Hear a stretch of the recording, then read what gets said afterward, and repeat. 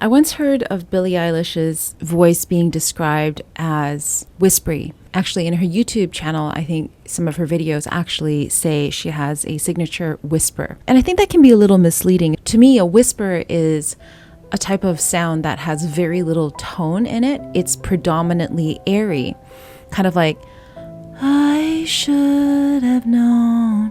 And that's, in my voice, what I would call whispery. And as a singer, that's actually really, really hard to control. But if you listen to Billie Eilish, especially when she's singing live, you can absolutely hear she has tone in her voice. I really want you to keep that in mind as we're going through this song together. Try not to be whispery, or try not to even think about Billie Eilish when you are singing this song. I teach this concept called vocal alignment, which is really all about discovering the natural resonance of your voice. So first and foremost, make sure you're comfortable when you sing it, because if you're singing a song and it feels like you can't control it, or it feels strenuous, then you're not in vocal alignment. There are a lot of slides in this song. So slides are like a little bend in the voice. So because of that, I would recommend that you stay pretty easy and light in your singing. If the voice is too heavy and we're doing a lot of slides like that, the whole thing can sound flat. The word should has a mini sustain, and here's a little trick for you. If you pout your lips as if you are about to say the word ooh, as in I should have known, but when you sing, you actually say the word should, but you keep your lips in that ooh position, you'll actually find that it can be easier to hold notes, and it can sound more full as well. I should, that's me pouting my lips. I should, that's me not pouting my lips. There's a little slide on the word leave. Leave alone. Just 2 notes there. Da-da, just goes. I would emphasize the word O vowel in the word goes. It's a really nice way to, again, bring out those darker tones in your voice. Just goes to show. So emphasize the O for the word go, and emphasize the O for the word show. So this line here is a little bit longer, but what I would do is think about it in pairs. That the blood you bleed is just the blood you owe. That the blood you bleed is just the blood you owe. It's a nice way to bring in some rhythmic sounds into your singing as well.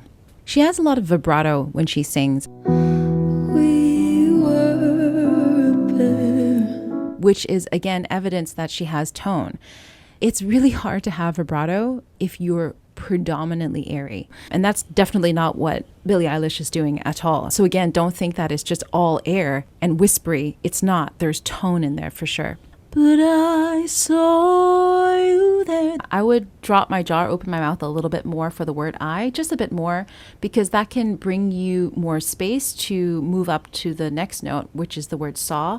So if you want to continue to have that nice open atmospheric sound, that like how Billie Eilish is really good at doing, then you want to pay attention to the space behind your tongue, that area. You don't need to open it so much, but you want to be aware of any habit that you might have that closes off that space behind your tongue.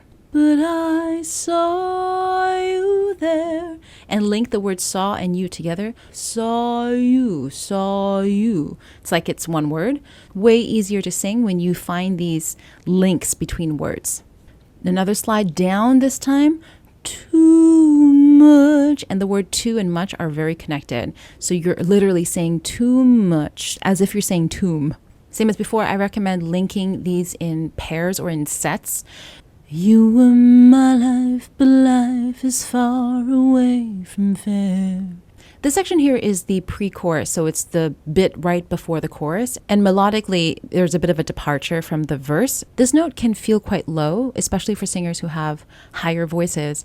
So keep it quite light here. So what I mean by that is you don't want to be compressing your sound, was I, as if you're trying to dig down into your voice. A quick way to stay open when you're singing low notes is to pretend like you're half yawning. So like, like a sigh. Oh, was I? And then bring that same quality of sound or that same feeling to the note. And I would actually sing it as was I. Was I stupid? That's way easier to sing, especially if you're finding this part to be quite low in your range. You can link the love and you together, like love you, as if you're saying view. Was I stupid to love you, view? Was I reckless, breathe to help? You can think of it as a little sneak breath, right? Not a full, complete recovery breath. Was it obvious? I'm basically singing these three words as if it were one continuous word. Was it obvious? When you are intentionally linking words together like that, it can really help you to stay on pitch and to stay in control of your voice. The word to here is just a touch and go, a tiny little T. Was it obvious to everybody else? Then you can bring in more tone to the everybody else. This is subtle and very detailed, I know, but if you can work on this type of detailed expression, you're going to have so much more fun when you sing, because you'll realize there's so many subtle opportunities to express little pieces of emotion here and there. And Billie Eilish is very, very masterful at that. Let's go to the chorus. So earlier I talked a lot about linking things together, and here's a perfect example of that. If I visualize the peaks and valleys of this phrase, I would think of a little slide between the word that and I'd. That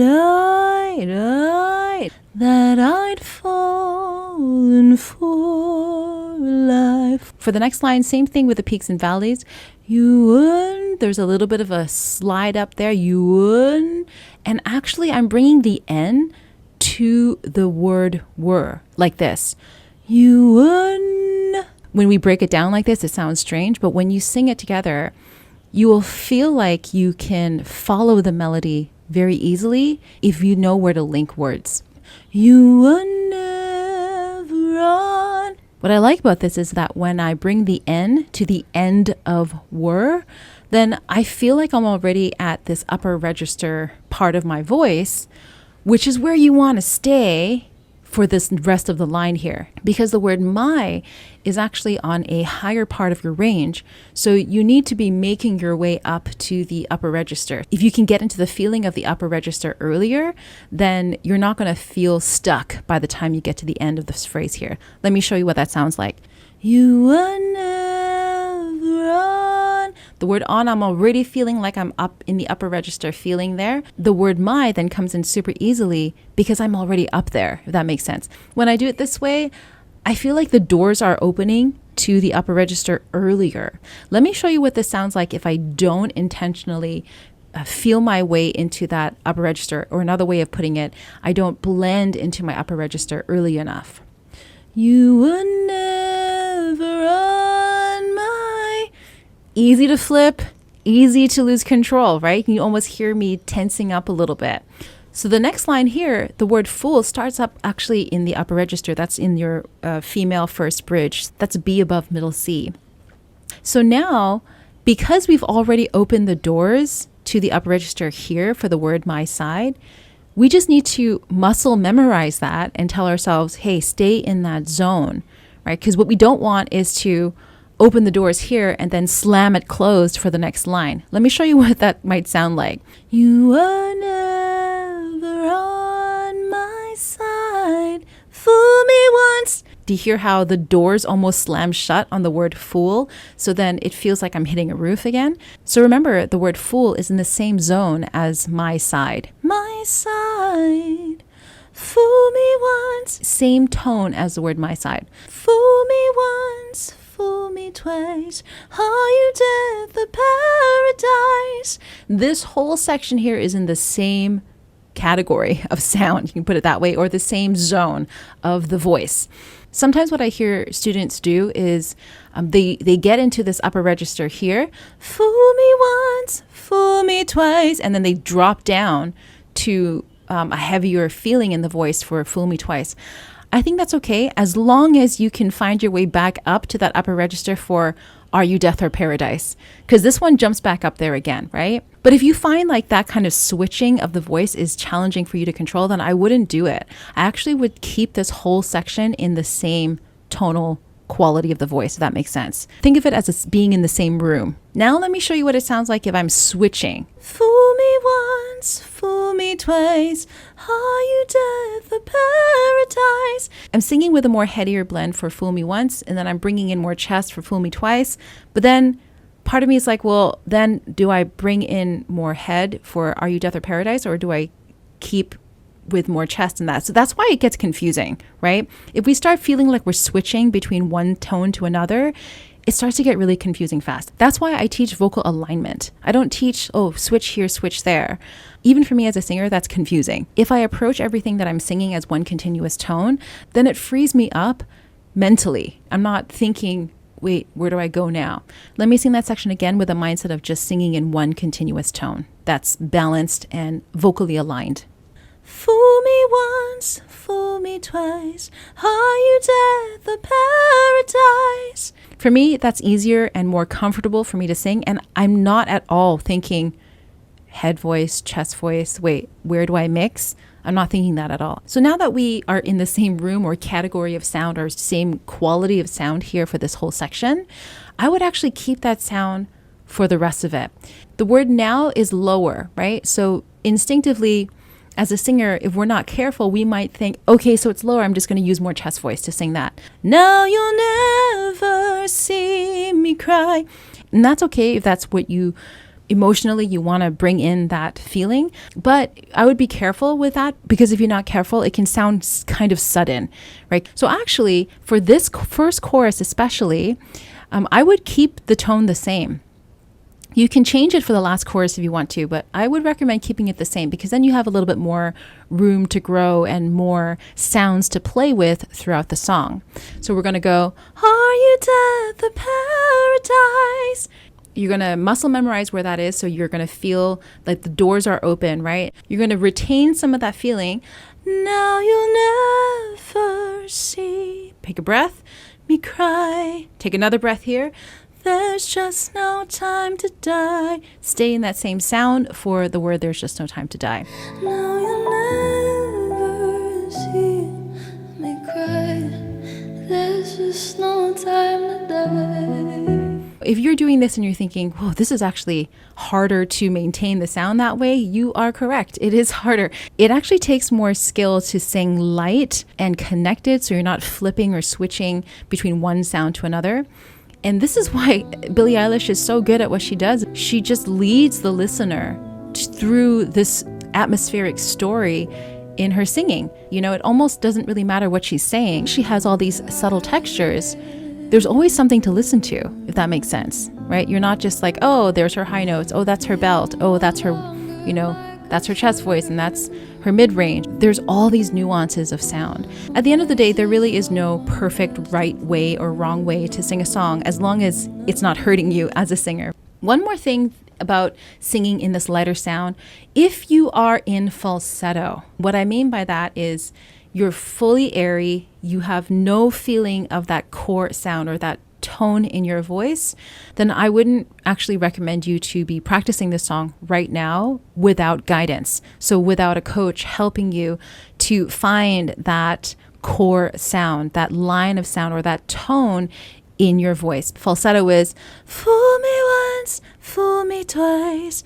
There's very little tone in there, but if I have tone in there, fool me once, fool me twice, there's tone in that. It's so worth spending time to find that tone in your voice, because it will completely change how you are singing every single song that you want to practice. Hey there, it's Crystal Diaz here. If you enjoyed this tutorial, please do me a favor and hit the like and subscribe buttons so that I'll know to make tutorial videos just like this one. Also, if you sing but you don't like the way your voice sounds right now and you're looking for a personalized coaching program, then be sure to visit onlinevocalacademy.com to learn about the different ways that you can start your journey with us. Happy singing!